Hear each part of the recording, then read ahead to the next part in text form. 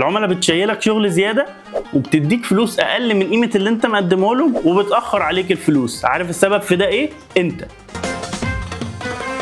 نسا لابساني سنان وتمرجي خد بنصيحتي تدور واجري. نسا لابساني سنان وتمرجي خد بنصيحتي تدور واجري.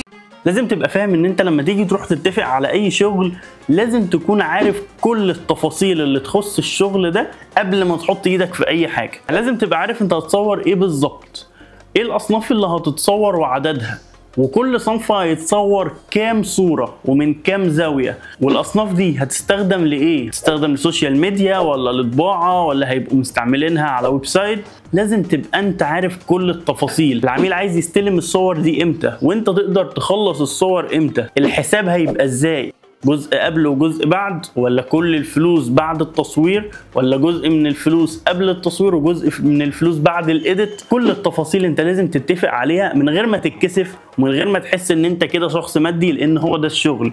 لما انت تبقى متفق على كل حاجه بتبقى بتضمن لنفسك حقك وقت ما يحصل اي مشكله، يبقى في شات بينكم تقدر تقول لا والله انا كنت قايل 1 2 3 وانتم ما مشيتوش على البنود دي. ساعتها يبقى ليك الحق في التصرف بناء على الموقف اللي حصل. دخل بقى على الله ويلا بينا، انت مش فاهم انت هتصور ايه ولا هتعمل ايه، والعميل ياخر عليك الفلوس بالشهر والشهرين، ما تلومش غير نفسك، ما تلومش غير نفسك.